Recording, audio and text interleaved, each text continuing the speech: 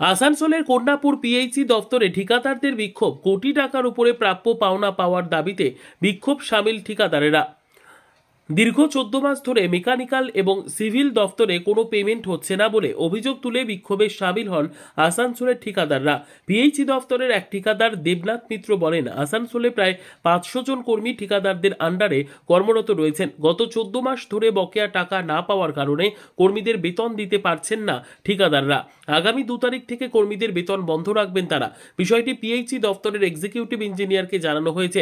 অপরদিকে executive engineer Sanjeev Kumar Mondal বলেন, এখন সমস্ত পেমেন্ট অনলাইনে হয়।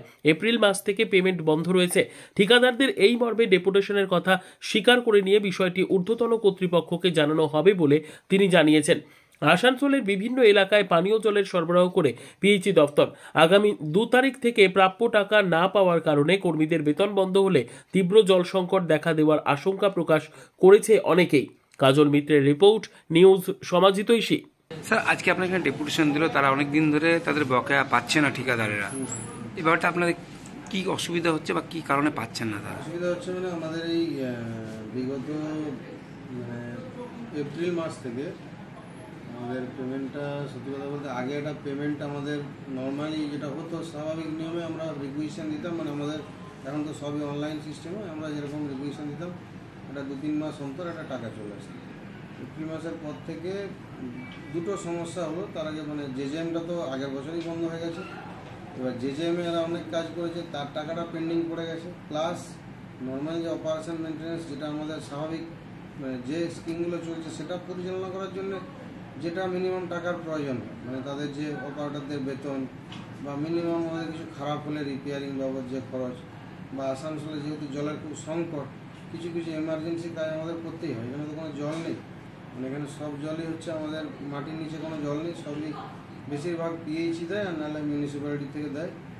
অনেকটা এলাকা মিউনিসিপ্যালিটি আছে, তার মধ্যেও আমরা জল নিই, পিএইচি পুরোনো দিন থেকে দিয়ে আসছে জল। এবার এই সমস্ত যে টাকার ব্যাপারগুলো, সেগুলো আমরা খুব মানে আনসার্টেন হয়ে গেছে, কোনো টাকা পয়সা সেভাবে আসছে না এবং আমাদের একটু প্রবলেম হয়েছে, মানে ভালোই প্রবলেম হয়েছে, চালানোর ক্ষেত্রে একটু অসুবিধা হয়েছে।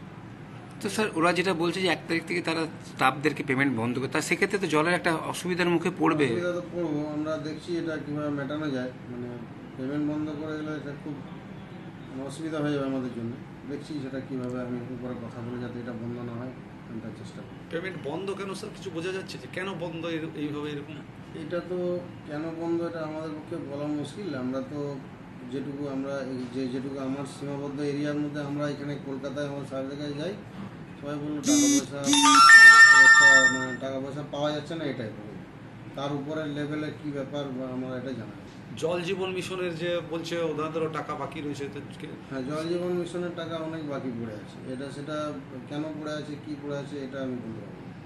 জল জীবন মিশনের টাকা একটা সময়ের পর থেকে পুরো টোটাল স্টপ হয়ে গেছে। স্যার, সেক্ষেত্রে যদি না মেটে তাহলে জলের একটা হাহাকার তো এলাকাতে আছেই, সেক্ষেত্রে না দিতে পারলে সমস্যাটা মেটানো আমাদের পক্ষে দিন দিন কঠিন হয়ে যাচ্ছে। মানে যেহেতু টাকা পয়সা থাকলে আমরা কাজটা করাতে পারি, না থাকার জন্য একটু সমস্যা ভালোই হচ্ছে আমার অফিসে। এটা তো সেন্ট্রাল গভর্নমেন্টের টাকা, সেই টাকাগুলো কি স্টেটে আসছে না, কি সমস্যাটা? হ্যাঁ, এটা সেন্ট্রাল গভর্নমেন্টের টাকা, ওটা পাওয়া যাচ্ছে না, সেন্ট্রাল গভর্নমেন্টের টাকা পাওয়া যায়নি। হ্যাঁ, সেটা দীর্ঘদিন ধরেই বন্ধ আছে। এবার কী কারণে বন্ধ আছে এত তথ্য আমার কাছে নেই, কিন্তু যে জায়গার টাকা বন্ধ আছে। স্যার, আপনার নামটা? সঞ্জীব কুমার বলুন। সঞ্জীব কুমার বলুন।